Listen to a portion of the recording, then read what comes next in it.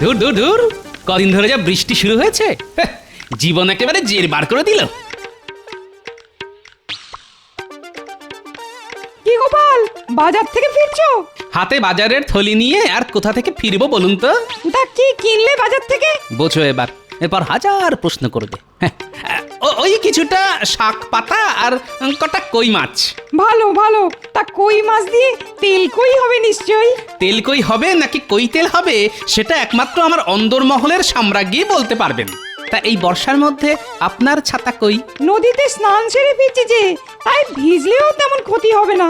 অ তা গোপাল, বাদলায় কাটছে কেমন? তা এক প্রকার খাসা, ঘরের বাইরে বেরোলেও ছাতা, আবার ঘরের ভেতর থাকলেও ছাতা। কেন কেন, ঘরের ভেতরে ছাতা কেন? চাল দিয়ে জল পড়ে বুঝি? তা পরে বই কি, পরেই যখন তখন সারিয়ে নিচ্ছ না কেন? সারাতে তো পারি, কিন্তু ওই যে লোভ। লোভ? কিসের লোভ? ঘরের ভেতর ছাতা মাথায় দিয়ে বসে থাকার লোভ। আসলে কজন ভাগ্যবান আর ঘরের ভেতর ছাতা মাথায় দিয়ে বসে থাকতে পারে বলুন? তোমার কথার মর্ম ঠিক বুঝলাম না। আসলে আমি যতদূর শুনেছি তাতে বর্ধমানের মহারাজ আর কুচবিহারের রাজামশাই ঘরের ভেতর ছাতা মাথায় দিয়ে বসে থাকেন। আরে সে তো সাধারণ ছাতা নয়, সে তো রাজছত্র।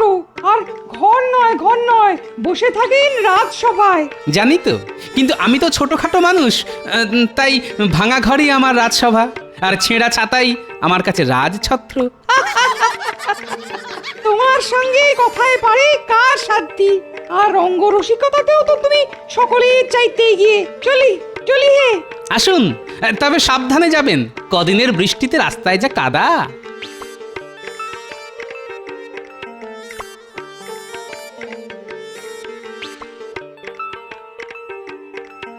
গোপাল দাদা, ও গোপাল দাদা, মহারাজ ডেকে পাঠিয়েছেন। এই বৃষ্টির মধ্যে মহারাজের ডাক কেন? কি হলো কি আবার? সে আমি বলতে পারবো না, মহারাজ শুধু বললেন খুব তাড়াতাড়ি যেতে। ও হ্যাঁ, খাম্বাজরাজ এসেছেন। এই বৃষ্টি বাদলার মধ্যে খাম্বাজরাজ? আচ্ছা তুমি এগো, আমি বাড়িতে বাজারের থলিটা ফেলে দিয়েই আসছি।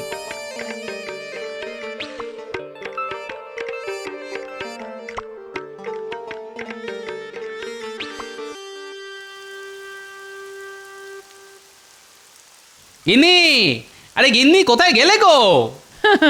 কোথাও যাবার কপাল করে কি এসেছি গো? তা সেই একই ভাঙা ঘরে সারা জীবন কাটিয়ে যাচ্ছি। ঘরের এখান ওখান দিয়ে জল পড়ছে বলে মেজাজ বেশ গরম মনে হচ্ছে। যাক, আর বেশি কথা বাড়িয়ে কাজ নেই। এই নাও বাজারের থলিটা ধরো। খুব ভালো কই মাছ আছে এতে। গিন্নি, তুমি রান্না শুরু করো, আমি একটু আসছি, বুঝলে? বলি, কোন রাজকার্যে যাওয়া হচ্ছে শুনি? আজ ঘরামিকে ডাকতে বলেছিলাম না? হ্যাঁ, আরে ঘরামিকে ডাকতেই তো যাচ্ছি, তবে যাবার আগে একবার রাজবাড়িতে ঘুরে যেতে হবে। মহারাজ ডেকে পাঠিয়েছেন। আবার সেই মহারাজ? কি মন্দ রে, মহারাজ যে তোমাকে বশ করেছেন কে জানে।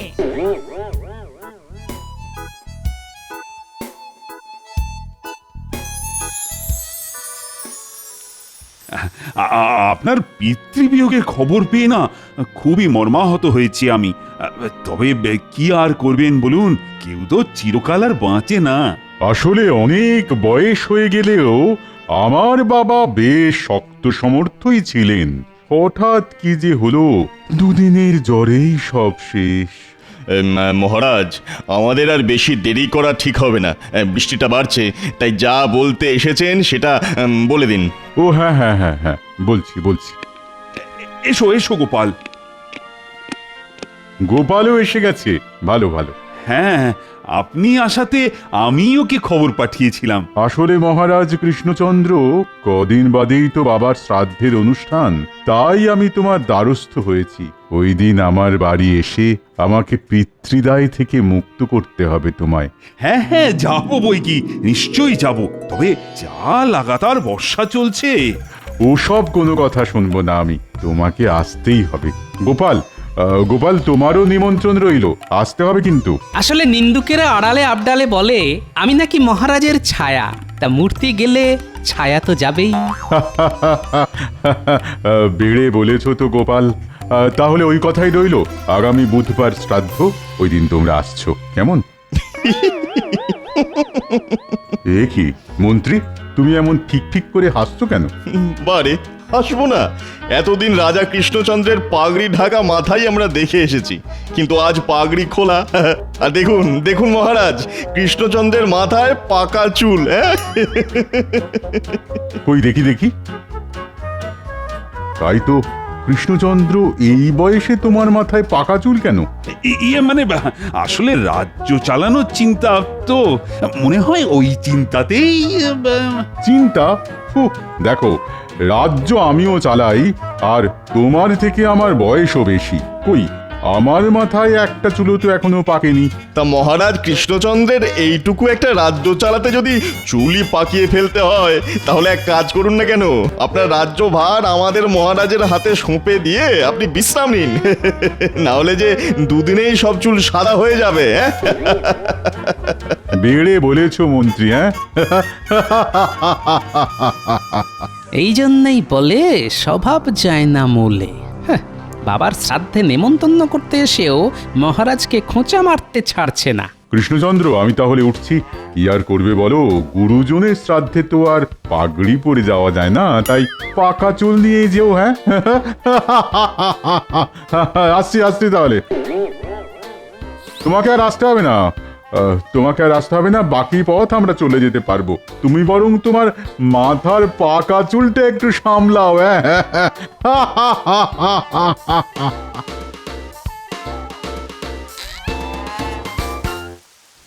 আমার মাথার পাকা চুল নিয়ে কেমন টিপ্পনি কেটে গেল দেখলে গোপাল? তাই তো দেখলাম। শ্রাদ্ধের অনুষ্ঠানে তো আর পাগড়ি মাথায় দিয়ে যাওয়া শোভা পায় না। না, তা তো যায় না। আর খালি মাথায় গেলে যদি ওখানেও আমার পাকা চুল নিয়ে টিপ্পনি কাটে? সেটা কাটতেই পারে। আসলে খাম্বাজরাজ আর তার মন্ত্রী তো আপনার খুঁত ধরার জন্য মুখিয়ে থাকে। তবে আমি বলি কি, এসব কথায় আপনি কান দেবেন না। কান না দিয়ে কি পারা যায় বলো তো? ও গোপাল, কিছু একটা ব্যবস্থা করো না, যাতে আমার পাকা চুল কালো হয়ে যায়। সেটা কি করে সম্ভব মহারাজ? চুল পাকা খুব স্বাভাবিক একটা ব্যাপার, কারণ চুল পাকে মানুষের বয়স আর অভিজ্ঞতায়। তাকে কালো করার কোনো উপায় তো আমার জানা নেই মহারাজ। না না না, ব্যাপারটাকে এত হালকা করে নিও না। তুমি হয়তো না জানতে পারো, কিন্তু কেউ না কেউ তো জানতে পারে। আজ রাজসভায় গিয়ে সকলের সাথে এ ব্যাপারে একটা আলোচনা করা দরকার। শোনো, আজ তোমাদের সাথে একটা বিষয় নিয়ে আলোচনা করতে চাই।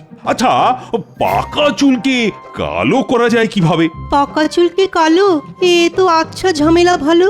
না মহারাজ, আমার তেমন কিছু জানা নেই। কথায় কথায় ছড়া কাটা ছাড়া তোমার যে আর কিছু জানা নেই, সেটা আমার ভালো করে জানা আছে। হ্যাঁ, বিজ্ঞানী, তা তুমি কি কোনো আলোকপাত করতে পারো? মহারাজ, পাকা চুলকে কালো করা নিয়ে কোনো পরীক্ষা এ যাবৎ আমি করিনি, তবে আপনি বললে শুরু করতে পারি। তাহলে আজ থেকেই শুরু করে ফেলো নাকি? একটা কথা আগেই বলে রাখি মহারাজ, এই পরীক্ষার ফল পেতে কিন্তু বেশ কিছুদিন লেগে যাবে।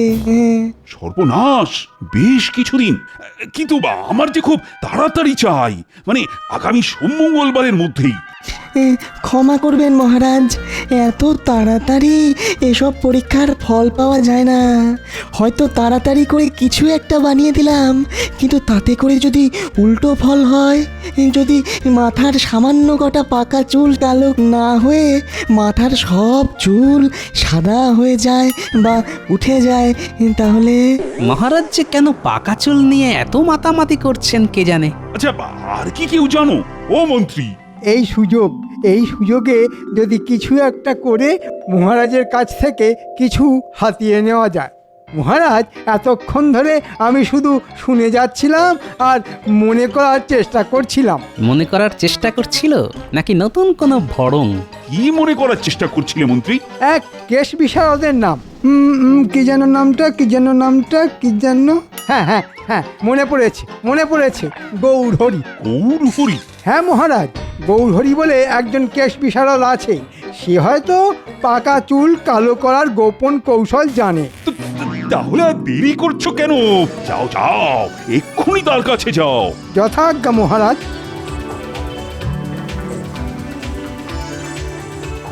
দেখলে তো গোপাল, পাকা চুল কালো করার উপায় আছে। আসলে তুমি না দিনে দিনে একটা অকর্মার ঢেঁকি হয়ে যাচ্ছ। আমি না হয় অকর্মার ঢেঁকি, কিন্তু মহারাজের পাকা চুলকে কালো করতে মন্ত্রীরা তো উৎসাহ কেন? না, ব্যাপারটার উপর নজর রাখতে হবে দেখছি।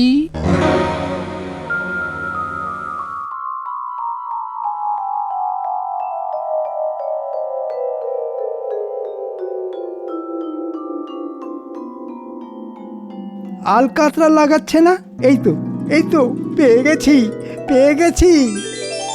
না, রাজসভা থেকে বেরোতে অনেক দেরি হয়ে গেল।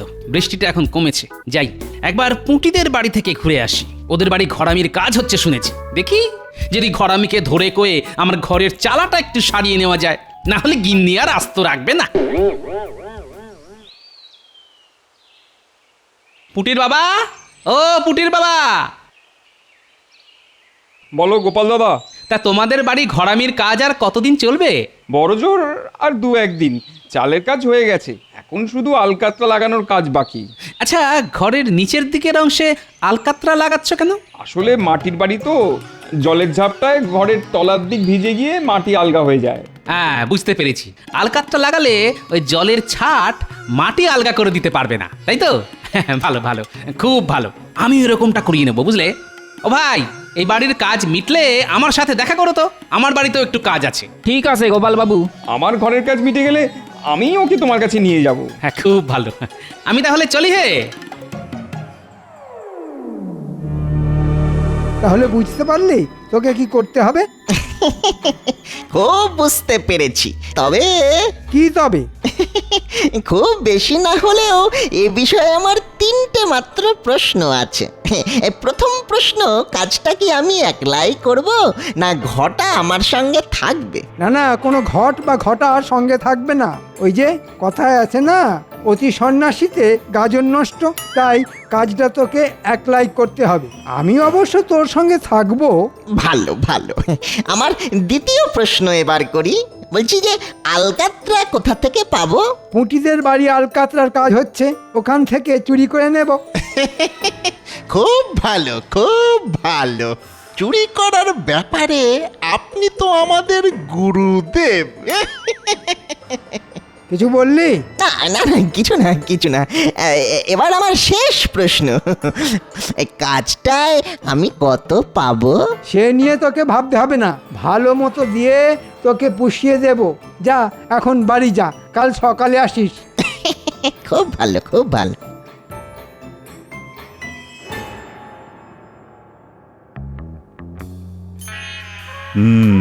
মন্ত্রী তো বলে গেল কেশ বিশারদকে নিয়ে আসবে, কিন্তু কবে আসবে? আমি এসে গেছি মহারাজ, আর সেই সাথে কেশ বিশারদের খবরও নিয়ে এসেছি। তাই নাকি? তা মন্ত্রী সে কি পারবে? খুব পারবে, তবে তার দক্ষিণাটা একটু বেশি। কত? আগে 300 মোহরের কমে সে রাজি হচ্ছে না। এই তাহলে ডেকে আনো তাকে, 300 মোহর দিতে আমি রাজি। তাহলে এখন আমি আসি। হ্যাঁ, এসো এসো, বড় কাজের লোক তুমি।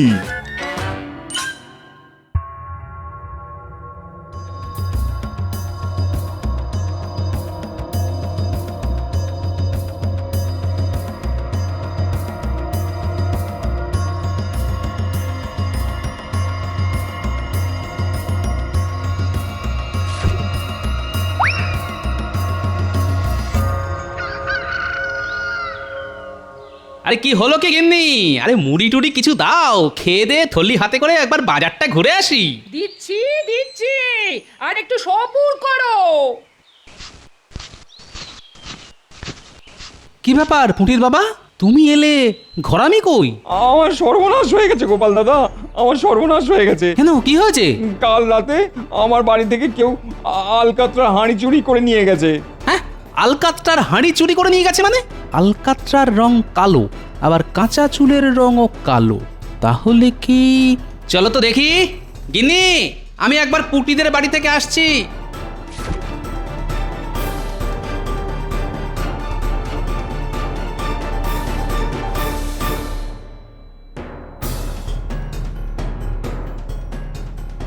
আচ্ছা পুটির বাবা, কাল তোমাদের বাড়ি কেউ নাগরা পরে এসেছিল? না তো, আমাদের মতো গরিব মানুষদের ঘরে নাগরা জুতো পরে কে আর আসবে? তাহলে কি মন্ত্রী? ঠিক আছে, আমি আসছি।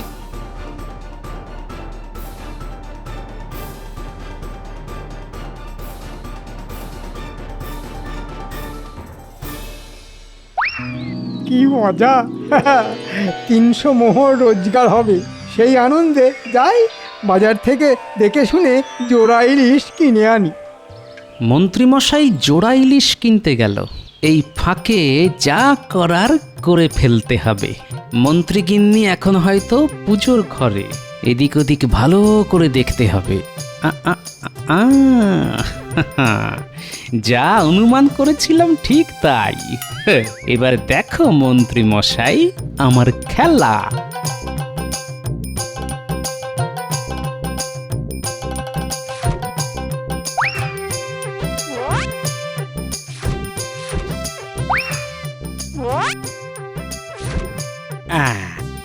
যথাস্থানে হাঁড়ি রেখে দিয়ে গেলাম।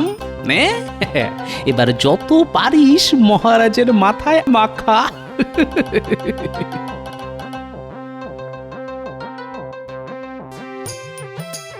এই নাও পুটির বাবা, তোমার আলকাত্রার হাঁড়ি। এ হাঁড়ি তুমি কোথায় পেলে? সে কথা জানতে চেও না, শুধু জেনে রাখো যা করেছি তাকে বলে চোরের ওপর বাটপাড়ি। আচ্ছা, তোমার নামটি যেন কি? আগে গৌরহরি। তা গৌরহরি, এই কালো রং থাকবে তো? কি বলছেন কি রাজামশাই, সারা জীবন থাকবে। এছাড়া জীবনে আর একটা চুলও সাদা হবে না নতুন করে। বলছো? বলছি মানে, এ আমার বাপ ঠাকুরদার গবেষণার ফল। যাকে তাকে আমি এই ভেষজ তরল দিই না, শুধু আপনি বলেই হয়ে গেছে রাজামশাই। হয়ে গেছে? হ্যাঁ, হয়ে গেছে। শুধু সামনের কটা দিন মাথা ভেজাবেন না, তারপর যত ইচ্ছে চান করুন। তা আমার পারিশ্রমিকটা?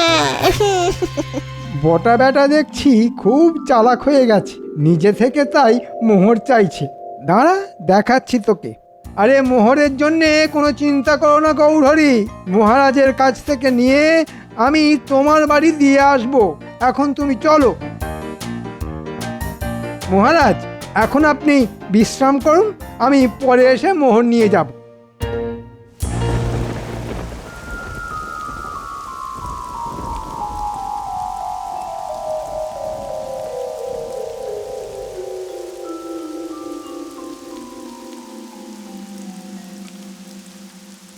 কি আনন্দ, কি আনন্দ! আর যে একটাও পাকা চুল নেই। ভেতরে আসতে পারি মহারাজ? আরে আসবে বই কি, অবশ্যই আসবে। আর এসে নিজের চোখে দেখে যাও, মন্ত্রী রানা কেশ বিশারদ কি অসাধ্য সাধনটাই না করেছে। সত্যি গোপাল, তুমি না দিন দিন একটা অকর্মার ধাড়ি হয়ে যাচ্ছ।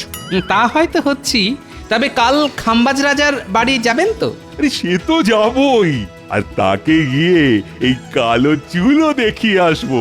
কিন্তু যা বৃষ্টি! সে নিয়ে তোমায় চিন্তা করতে হবে না, আমি ঢাকনা দেওয়া রথে চড়েই যাব। যথা আজ্ঞা মহারাজ।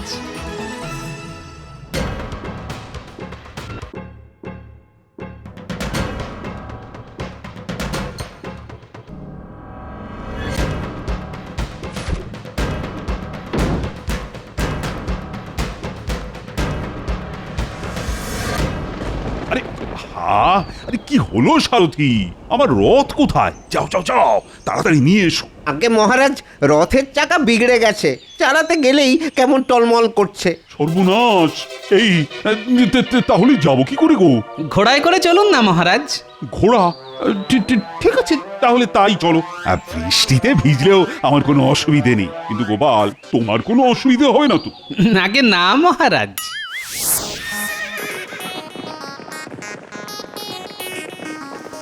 কি মুশকিল! এ তো ঝমঝমিয়ে বৃষ্টি নামলো।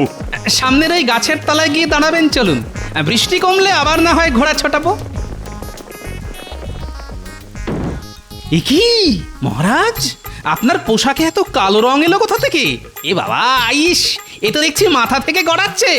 কই দেখি দেখি, হ্যাঁ হ্যাঁ, বেটা বেটা কেশ বিশারদ আমায় ঠকিয়েছে।